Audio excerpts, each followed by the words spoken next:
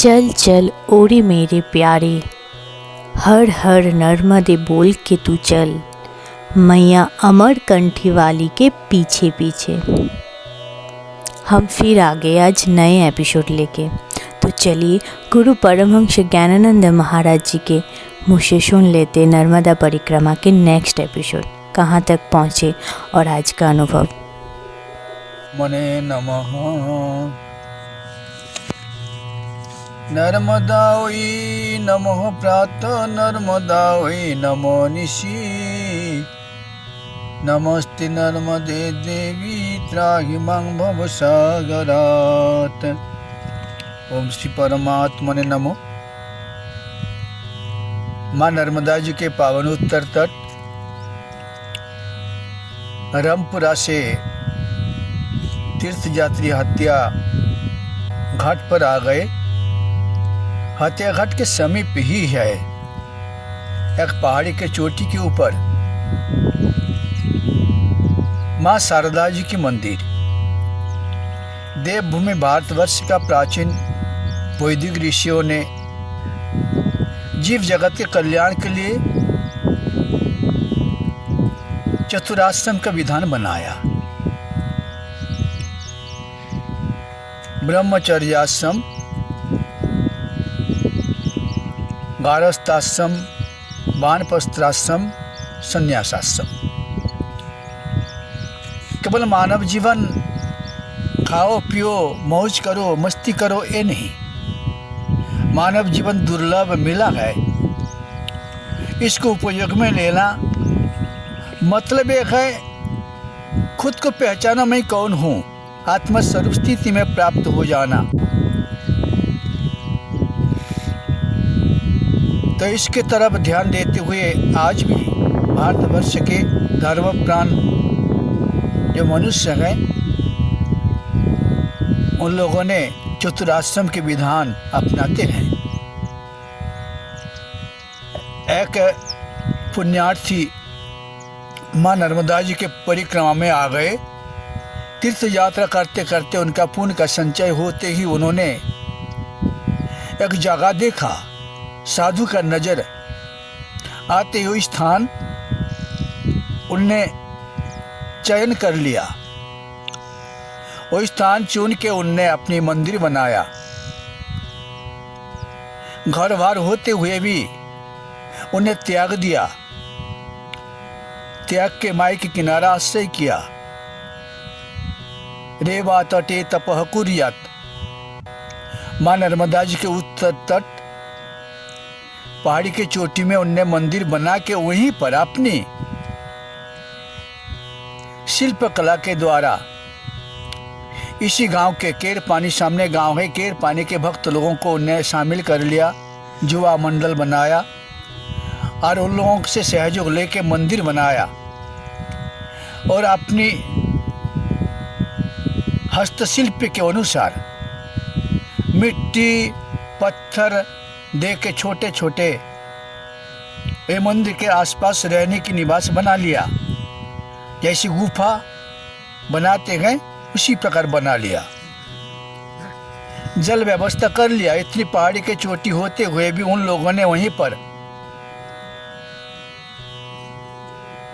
फूल फल का झाड़ पौधा सारे लगाया। उनकी व्यवस्था से माँ नर्मदा जी के जन्म जयंती के उपलक्ष्य नर्मदा पुराण का आयोजन किया उनने। उनके भक्त लोग बहुत आए हुए हैं।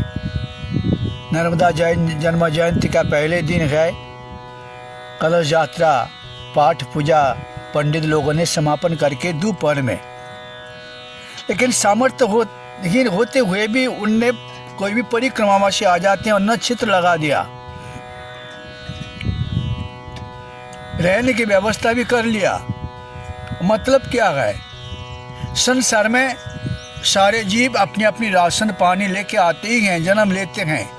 जब कोई भी जीव जन्म लेता है तो उनको जन्म लेने की पहले ही माता जी की स्तन में राशन रूप में दूध भर देते हैं जीने के लिए। तो इस प्रकार जो आता है अपने लेके ही आता है, किसी का कोई नहीं खाता है। इसी प्रकार ध्यान देते हुए वही बाबा जी वानप्रस्थ आश्रम को अवलंबन किया। जिसको छोड़ना है उससे क्यों जोड़ के रहना है। उन्हें ये विचार को अपना लिया, जब मुझे संसार छोड़ के चलना ही गए तो संसार छोड़ के चलने की पहले मुझे वो स्थिति पाना है जो स्थिति प्राप्त करके कोई लौट के नहीं आता। वही ब्राह्मी स्थिति, ऐसा ब्राह्मी स्थिति प्राज्ञो नैनं प्राप्य विमुच्यति। जो स्थिति को प्राप्त करके कोई संसार की माया मोह में मुग्ध नहीं होते हैं। वहाँ से तीर्थ यात्री उनसे नर्मदार करके विदा लेते हैं। विदा लेके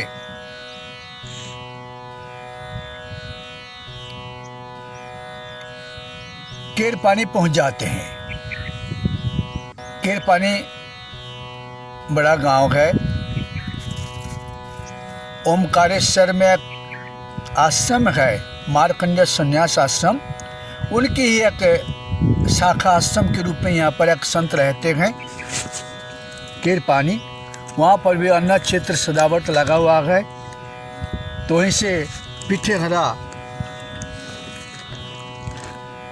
होके ऊपर ऊपर रास्ता माँ नर्मदा जी के पावन किनारा मुर्गा खेड़ा में आके पहुँचे। मुर्गा खेड़ा गांव के बिल्कुल बाजू बाजू माता जी के किनारे प्राथमिक शाला है। प्राथमिक पाठशाला में एक भक्त ने रोक दिया, यहीं ठहरो,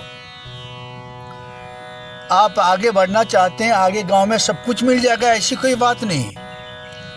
वहाँ पर भी है, यहाँ पर भी है। यहाँ पर भजन भक्ति करो, एकांत जगह का स्कूल है, पास में गांव भी है और जल का सुविधा यहाँ पर भी है, नल लगा हुआ है। यहाँ पर आज विश्राम करो। उनकी कथा के अनुसार वहीं पर तीर्थ यात्री ठहर गए। भोजन प्रसादी बनाया। माँ नर्मदा जी की किनारा इतनी ऊंचा नीचा है, बहुत ऊंचे नीचे जगह। मुर्गा खेड़ा रात्रि विश्राम करके सवेरे उठ के वो यात्रा करते हैं प्रतिदिन के भांति। अब आगे जोत खेड़ा से अब जंगल मार्ग उनको अपनाना पड़ता है। बड़ी लंबा रास्ता है, जंगल के भीतर बिल्कुल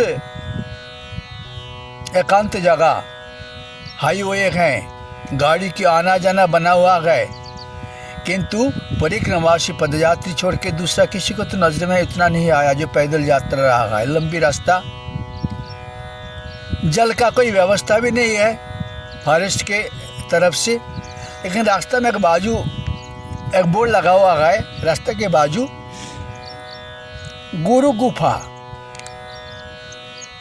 वो भी बोर्ड के नीचे लिखा हुआ है, यहाँ पर आदि गुरु शंकराचार्य जी आए हुए थे। फिर वहीं से आगे पहुंच गए।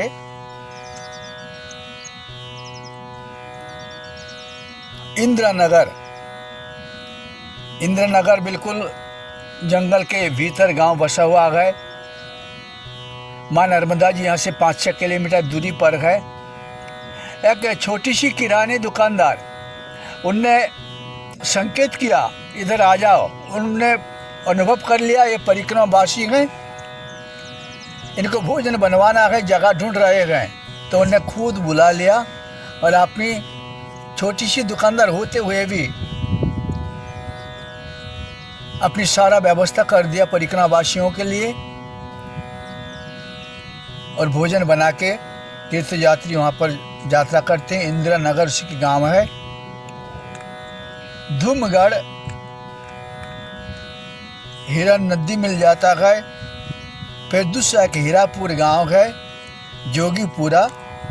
आगे बेलखेड़ा हाईवे के बिल्कुल पास है। बेलखेड़ा में